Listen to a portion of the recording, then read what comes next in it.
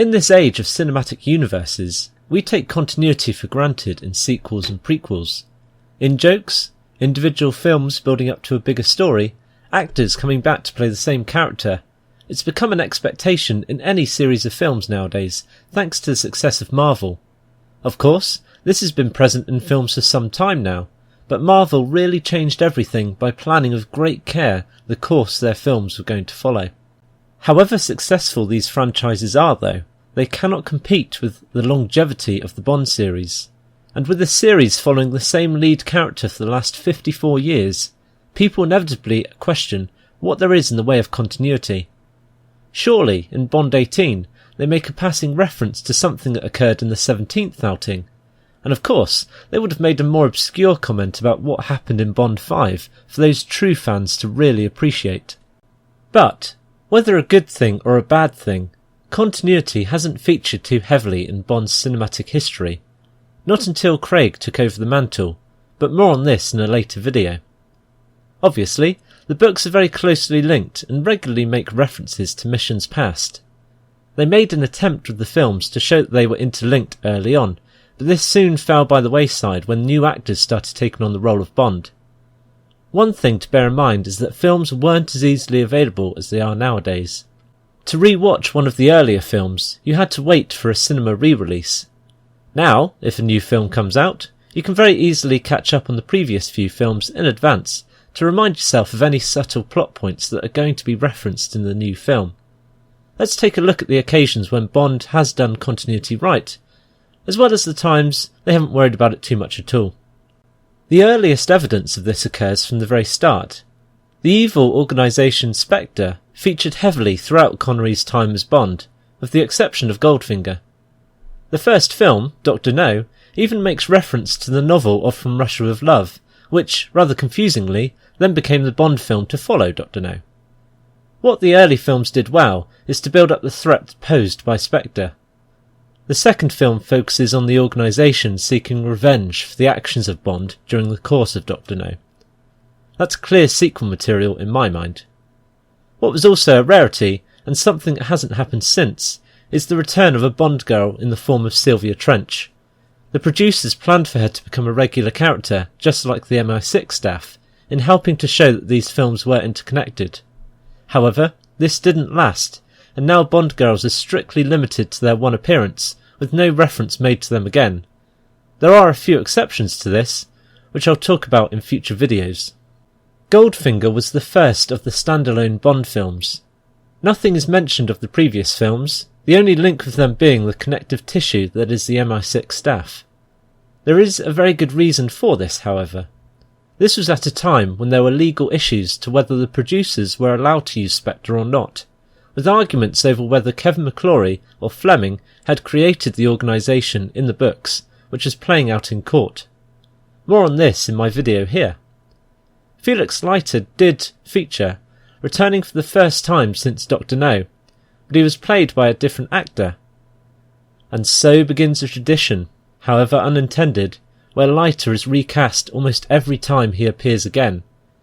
It says a lot for the continuity in Bond films when Leiter has appeared in 9 out of the 24 films, but 7 different actors have portrayed him, more than the number of actors who have played Bond across all 24 films.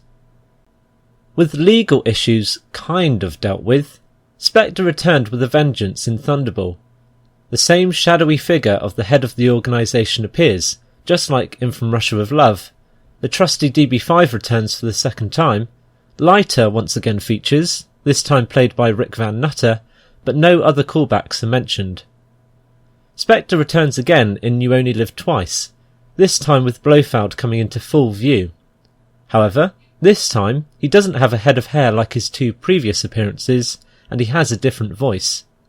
And so begins a tradition, however unintended, whereby Blofeld is recast every time he appears again.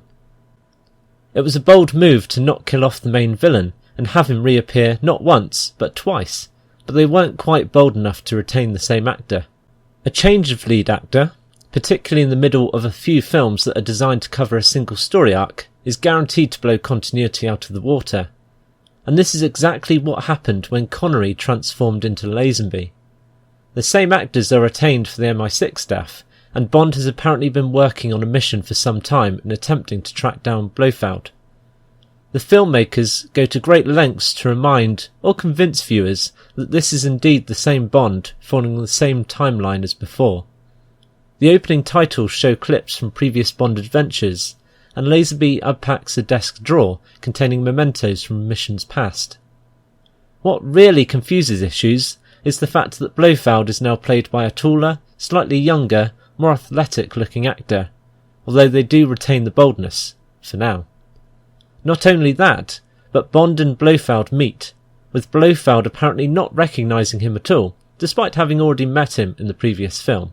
Yes, the lead actor looks different, which might make casual viewers overlook this, but the character is the same as the one who brought an end to his plans 2 years earlier. Forgetting about these problems, the film sets up a sequel very nicely at the end. This was the series' first opportunity at a proper sequel, providing many callbacks to the previous film, with Bond's actions motivated by the death of his new wife. See Quantum of Solace. Alas, a change of actor was due, and Mr. Connery was the only replacement the studio wanted. See my other video here about why he came back.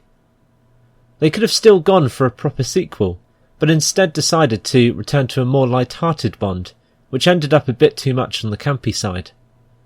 We had a bit of Bond tracking down Blofeld at the beginning, but this could easily have been a reaction following the end of You Only Live Twice, rather than a reaction to the death of his wife. And that's about it as a callback. The MI6 staff are the same, and Leiter is back, having turned into Norman Burton, but Blofeld has transformed himself again, this time with hair. And this is one of those instances in the series of an actor returning for another main role just 2 films later, switching from an ally to a villain. Charles Gray had originally played Bond's contact in Japan, Henderson, and was now playing Blofeld, adding further confusion.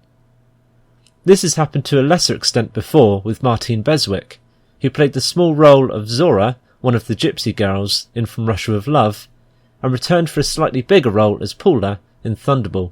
Despite the flaws, this was probably the best period of continuity that the Bond series experienced, until it reached Craig's tenure as Bond. In my next video, I'll detail the links between Moore's and Dalton's Bond films.